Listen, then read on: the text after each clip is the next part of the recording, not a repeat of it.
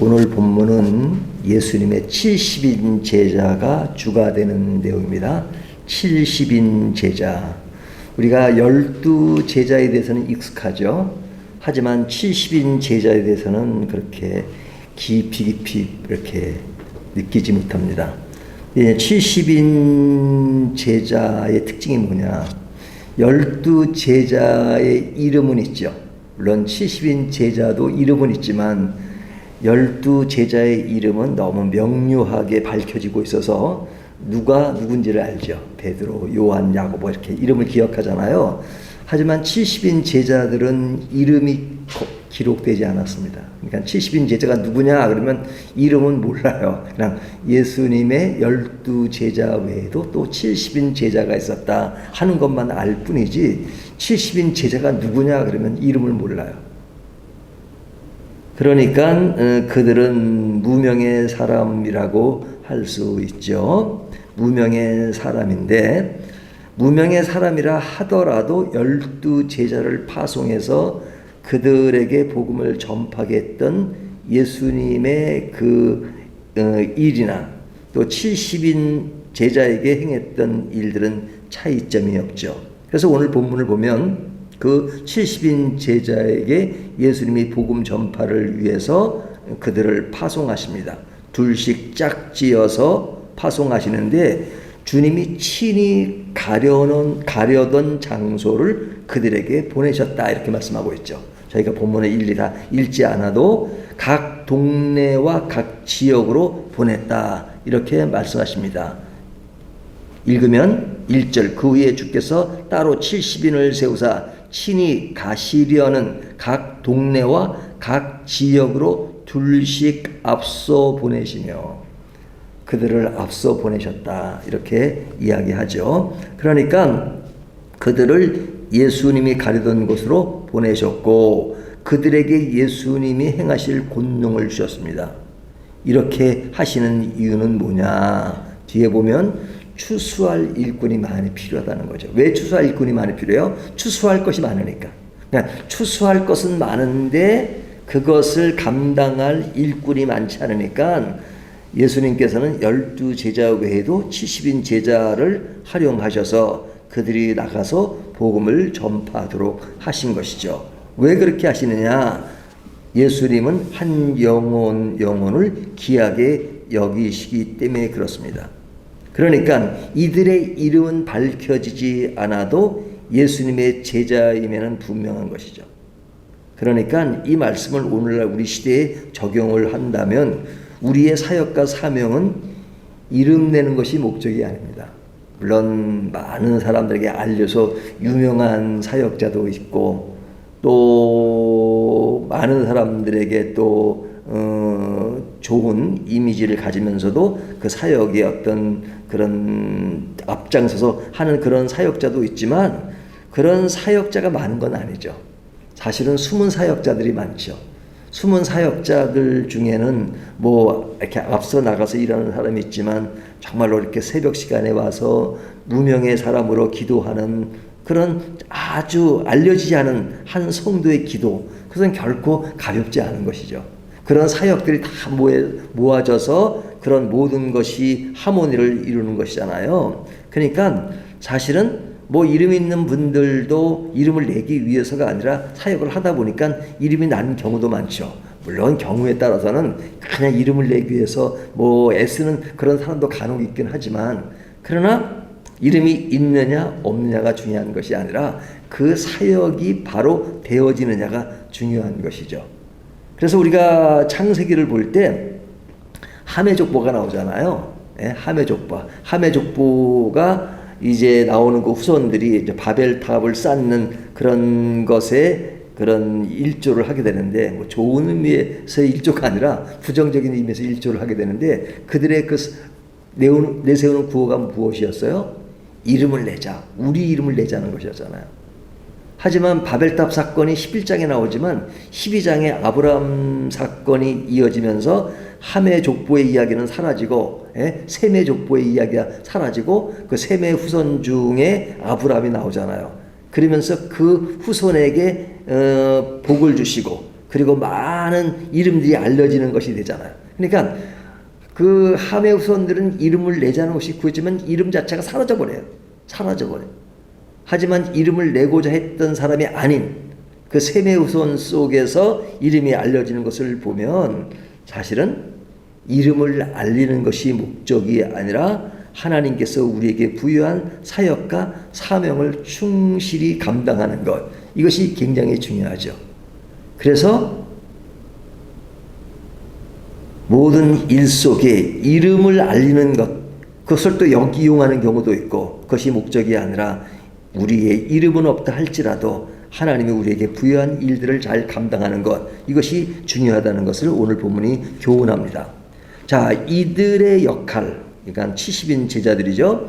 예수님은 이들이 비록 이름은 밝히지 않지만 이들의 사역에 있어서 기가 죽거나 소극적이지 않기를 바라십니다. 그래서 오늘 본문에 보면 그들에게 말씀하시기를 너희는 염려 없이 믿음으로 나가라고 나가기를 원하시죠. 믿음으로 나가라. 담대하게 나가라. 그러면서 그들에게 갖출 것은 그 빈 지갑, 여분의 신발을 챙기지 말라 그러죠.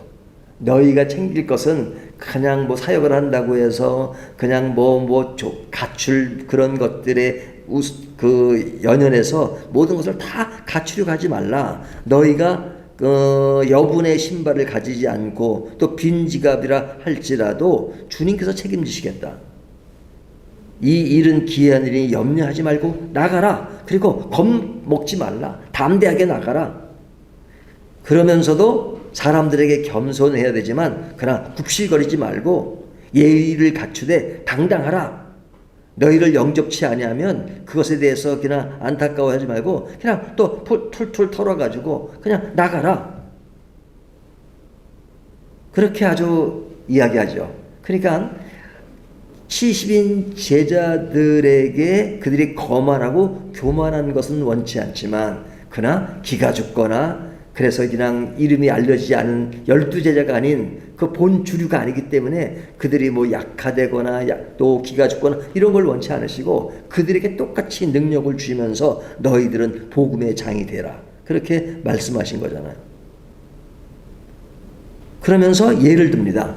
그런 예수님이 사역을 하실 때 이미 복음을 들어갔던 지역보다도 복음이 들어가지 않은 지역이 사실은 복음을 더 잘 받아들인다 하는 말씀을 하시면서 그들의 역할이 얼마나 중요한가 하는 것을 이야기합니다. 그러시면서 70인 제자를 보내실 때 능력을 부여하시죠. 그러니까 우리 주님은 우리들을 사용하실 때 이름이 없다고 해서 능력을 주시지 않거나 그리고 그 안에 내용이 없거나 그러지 않죠. 어떤 경우는 이름은 알려지지 않았지만 그 속에 더 충실하고 더 가득 차고 풍성하고 그런 것이잖아요. 이름은 나 있는데 그 속을 들여다보면 아무것도 없는 경우도 많잖아요. 주님은 70인의 제자를 보내시면서 너희는 사람을 바라보지 말고 하나님을 바라보며 일해라. 어떤 외적인 성과보다도 너의 이름이 하나님 나라에 기록된 것을 중요하다고 생각하라 하는 것이죠. 이것이 사역의 기본적인 자세입니다. 그러니까 이 사역은 누가 하는 겁니까? 70인 제자에 해당되는 더 많은 사람들이 이름은 알려지지 않았지만 그들을 통해서 주님은 하나님의 나라가 증폭되고 퍼지고 나아가기를 원하시죠. 그래서 그들에게 인지하고 있는 것이 무엇이냐? 그 어떤 자기 이름이 아니라 하나님의 나라가 전파되고 그것에서 자기 이름이 기록된 것을 중시하라 하는 것을 말씀하고 있죠. 자, 이런 사역의 핵심은 뭐냐? 제일 뒤에 나오는 것처럼 하나님 나라에 있어서 가장 중요한 것들을 볼 줄 아는 눈입니다. 볼 줄 아는 눈. 그러니까 사람들이 왕이라 할지라도 그 당시에 높은 위치에 있는 사람이라 할지라도 진짜 보아야 될 것을 못 보는 경우가 많다. 왜? 믿음이라고 하는 것은, 은혜라고 하는 것은, 하나님의 나라라고 하는 것은 눈에 보이는 게 아니잖아요. 실제 눈에 보이는 것보다 눈에 보이지 않는 것이 큰 것인데 믿음의 사람들은 그것을 보는 것이다. 하지만 믿음의 사람이 아닌 것은 그것을 볼 줄 모르고 그냥 눈에 보이는 것만 본다. 눈에 보이지 않는 것이 더 큰 세계인데 그것을 본다는 것이죠. 근데 70인 제자들을 통해서 그들에게 중요한 것은 볼 수 없는 것을 보는 것. 그러니까 70인의 제자들은 이름도 밝히지 않는 무명의 사역자들이지요. 하지만 이들 역시 12제자처럼 부르심을 받은 사역자로서 차이가 없습니다. 그러나 사람들은 그들의 이름이 밝히지 않은 것에 대해서 그들을 저하시킬지 모르지만 보이지 않는 것을 보는 사람들이기 때문에 그들의 사역은 결코 가볍지 않다. 그들의 사역은 큰 것이다. 가치가 있는 것이다. 그리고 주님의 사역에서 너무너무 중요한 인물들이라고 말씀하시는 겁니다. 자, 그렇다면 오늘날 우리 개인들이나 또 교회나 우리는 어디에 관심을 가지고 우리의 사역의 길, 또 우리의 신앙의 길, 믿음의 길을 어떻게 가야 할 것인가? 주님이 오케이 하면 되는 겁니다. 주님이 오케이 하면. 제가 옛날에 그런 예를 든 적이 있었는데 그 건국대 교수, 제가 이름이 잘 생각이 안 나는데 그 농대 교수 한 분이 계십니다. 그분이 이유인데, 근데 그분은 중학교까지는 아주 시골, 뭐 그냥 이렇게 전기는 물론 없고 그냥 뭐 밤마다 일찍 자야 된대요. 불이 없으니까. 그런 지역에서 태어나신 분인데 중학교까지 나오고 이제 고등학교를 나오고 고등학교도 뭐 이렇게 제대로 이렇게 뭐 못 나왔다고 합니다. 근데 이제 공부를 해야 되겠다. 대학은 서울에 가야 되겠다 해가지고 그냥 무작정 상경을 했대요. 그냥 돈이 없으니까 구두닦기를 했답니다. 구두닦기를 하면서 이제 대학을 다녔대요. 낮에는 일해야 되니까 야간 대학을 다니면서 그렇게 일했답니다. 근데 그분이 전공이 농대거든요. 농. 근데 이제 이게 농가 공부를 하면서 이게 이제 이 공부는 하려면 저쪽 네덜란드나 이런 데서 공부를 했으면 좋겠는데 지금 뭐 구두닦기를 하는 입장에서 그런 공부를 할 여력도 안 되고 그래서 가만히 이제 유학은 가고 싶은데 그 갈 수 있는 여건이 전혀 안 되는 겁니다. 가만히 생각해 보니까 그 나라에 대한 왕이 있는데 그 왕이 오케이 하면 되지 않겠냐는 생각이 들더래요. 그래서 잘 쓰지도 못하는 영어지만 그냥 있는 걸 다 동원해가지고 영어로 편지를 썼답니다. 나는 당신 나라에서 공부를 하고 싶은데 돈은 하나도 없습니다. 갈 차비도 없는데 왕이요, 나에게 공부를 시켜줄 용인 없습니까? 공부를 시켜주신다면 내가 그 나라 가서 열심히 공부하겠습니다. 그렇게 편지를 아주 썼대요. 힘들게 썼대요, 영어로. 근데 다 쓰고 나니까 왕이 사는 주소를 모르겠더래요. 주소를 모르겠대요. 근데 오늘날 시대 같으면은 뭐 인터넷이 잘 발달해가지고 금방 알 수 있지만 그 당시만 해도 아주 오랜 전 얘기니까 뭐 그런 것이 발달하지 않을 때니까 그 편지 주소를 모르겠더래요. 알아볼 수도 없고. 그래서 가만히 생각해 보니까 일단 이 편지가 그 나라에 가면 왕이라고 하면 다 알고 들어갈 수 있겠지 해서 편지 봉투에다가 Dear to King 그냥 king 이름도 모르니까 왕이 누군지도 모르니까 그냥 to king 그랬대요. to Mr. King king. 그리고 주소는 몰라요. 그러니까 이 나라 이름만 쓰면 네덜란드. in 네덜란드 주소 없어요. 그리고 이름은 king. 그럼 오늘날 편지 보내면 보내겠습니까? 이 직원들이 주치의제 받아주지도 않죠. 근데 그 당시는 직원들도 영어를 잘 못해가지고요 받아줬대요. 그래서 보냈답니다. 근데 그 편지가 왕에게 들어갔대요. 그래서 몇 달 후에 답장이 왔대요. 답장이 왔는데 교육부 장관을 통해서 왔대요. 우리 왕께서 당신의 편지를 보고 감동을 받고 당신을 공부시키기를 원하니까 당신이 어느 대학에 가고 싶은지를 알아보라고 나한테 지시를 해서 당신에게 편지를 보냅니다 하고 교육부 장관한테 편지가 왔대요. 근데 이분이 네덜란드에 무슨 대학이 있는 줄 알지도 못한대요. 그러니까 저는 무슨 대학이 있는지도 잘 모릅니다. 내가 공부하기에 적합한 대학을 택해서 공부시켜 주시면 근데 나는 돈도 없으니까 등록금물로 생활비도 없으니까 생활비까지 다 대주셔야 합니다. 그랬더니 그리고 편지를 답장을 했대요. 그때 또 몇 달 후에 편지가 왔대요. 우리 왕께서 당신의 조건을 다 들어주시고 공부를 시키기를 원합니다. 그래서 비행기 티켓이 왔다는 거예요. 그래서 유학 가신 분이에요. 그리고 거기서 다 해가지고 박사학위를 받고 한국에 와서 건국대 교수로 하다가 은퇴를 하신 분인데, 그분이 하는 말이, 제가 이 예를 길게 든 이유는 뭐냐면, 그분은 인생을 살아가면서 신앙생활을 참 열심히 하신 분이에요. 근데 그때 늘 가졌던 생각이 뭐냐면, 모든 것이 불가능하고 모든 것이 안 되는 조건이라 하더라도 하나님만 오케이 하면 되지 않냐 하는 그 생각을 가졌던 겁니다. 하나님만 오케이 하시면.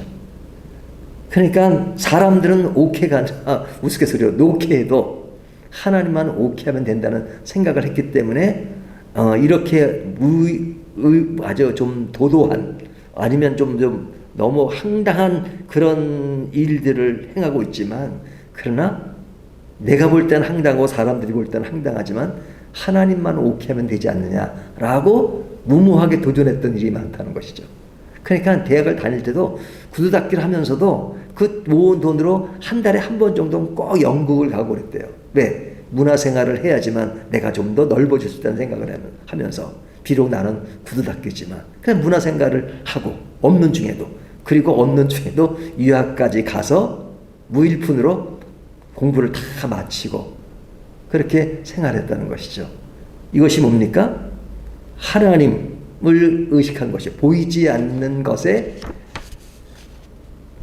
볼 줄 아는, 그리고 하나님만 오케이 한다는 그것이 잘 맞아 떨어진 것이죠.